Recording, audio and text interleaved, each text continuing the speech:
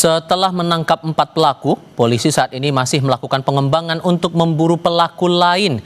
Kami diskusikan hal ini bersama Kabar Reskrim periode 2008-2009, Susno Duaji. Pak Susno dengan Tifal di sini, apa kabar Pak? Selamat sore Mas Tifal, kabar Terima kasih sudah bergabung bersama kami. Membaca kasus ini sudah ada 4 pelaku ditangkap, tapi sampai sekarang belum ketahuan nih motifnya. Menurut Anda memang ini tricky sehingga kesannya jadi sulit untuk mengetahui motif, atau tampaknya polisi lagi coba hati-hati dulu biar nggak buru-buru menjawab? Baik, pertama kita ucapkan ikut berduka cita kepada keluarga dan juga mengucapkan selamat kepada Polres Jakarta Timur yang waktunya tidak terlalu lama kasus ini tertangkap para pelaku penculik dan pembunuh. Nah, ini masih ada PR yang besar dari penyidik ya untuk mengungkap kasus ini. Satu, masalah motifnya ya, motifnya apa gitu. Karena kalau motif hutang ke bank tidak pernah ya, jarang sekali terjadi hutang di bank, kepala banknya dibunuh gitu. Karena apa? Hutang di bank dengan membunuh kepala bank, hutangnya tidak habis, kayaknya tetap tercatat ya. Kemudian yang kedua, eksekutornya juga belum tertangkap. Apakah eksekutornya adalah para penculik ini? Kan belum tentu. Ketiga, yang harus diungkap lagi adalah siapa dalang dibalik ini semua, dalang dibalik motif ini. Apakah si A, si B, si C, ini harus diungkap dan saya yakin ini akan terungkap ya.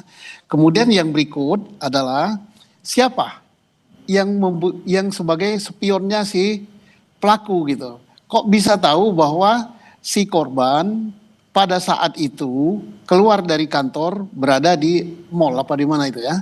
Ini kemudian bisa dibuntuti di situ. Nah ini pasti ada yang sudah membuntuti mulai dari kantor kemudian memantau keberadaan daripada si korban. Yang kelima harus diungkap juga oleh penyidik adalah demikian cepatnya salah satu pelaku langsung bisa terbang ke ke Nusa Tenggara ya, Timur ya. Sampai DPO ya. Sekarang ya. Sampai. Nah itu siapa yang membelikan tiket? Gitu. Nah jadi ini saya yakin terungkap. Dan apakah iya motivasinya adalah debt collector? Kan kalau debt collector yang korban ini bukan orang yang berutang ya, tapi nggak tahu kita. Apakah sehingga kalau kemudian dibilang ini dugaannya berkaitan dengan penggelapan kredit fiktif masih kejauhan menurut Anda? Bagaimana mau gitu? Karena tidak bisa hilang ya. Semua catatan di bank itu kan catatan elektronik, jejaknya ada, jadi tidak bisa hilangkan. Kecuali kalau korban yang memainkan duit negara, tapi bukan caranya dengan penculik kayak gitu, itu pidana. Nah itu tidak mungkin. Jadi ini suatu misteri yang masih harus diungkap apa motivasinya. Dan saya yakin Polres Jakarta Timur kemampuan untuk mengungkap motifnya ini bisa terungkap. Karena apa? Pelaku penculiknya ketangkap gitu. Nah setelah ketangkap pelaku penculiknya bisa mencari eksekutornya siapa, baru dalangnya gitu. Oke, mulai dari mana? Ini kan udah 4 pelaku ditangkap, pengusutannya harus kemana lagi arahnya bagi penyidik menurut Anda?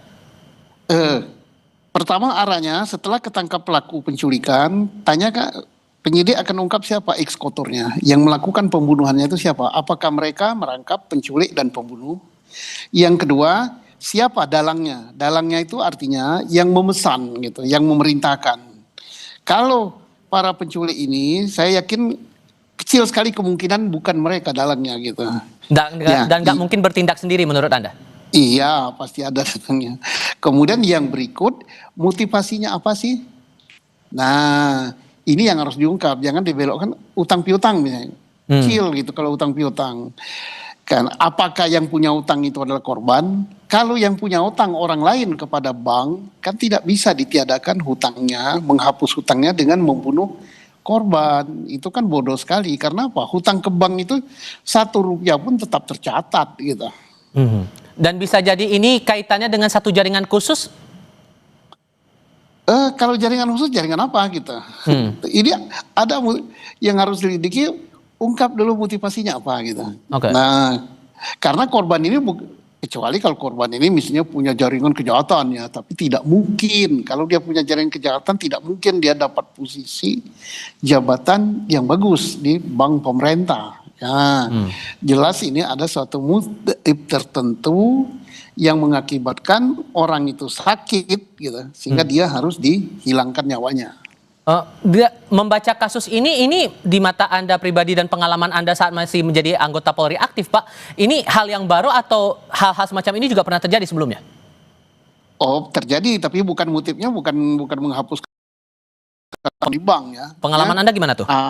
Ada orang yang diculik, ada orang yang dibunuh. Penyebabnya yaitu ada dendam pribadi, ada persaingan gitu, ada sakit hati, kemudian ada juga masalah hutang piutang, tapi hutang piutangnya bukan pada negara, karena yang bersangkutan ini kan adalah pejabat daripada suatu bank BUMN. Jadi tidak mungkin penyebabnya itu hutang piutang pada bank. Kalau hutang piutang pada bank ya nggak bisa dengan menghabisi nyawa gitu. Kalau kemudian ada yang menilai bahwa jangan-jangan nih Kak, ada masalah pribadi nih sehingga muncul kasus semacam ini. Bisa jadi. Nah, lebih besar kepada masalah pribadi daripada masalah hutang piutang kepada bank gitu. Dan jawaban ini yang kita tunggu betul-betul dari pihak Polda Metro Jaya karena ini juga masih belum terang sampai detik ini. Pak Susno, terima kasih sudah berbagi pandangan bersama kami. Selamat sore ya Pak. Selamat kasih, selamat sore para pemirsa sekalian.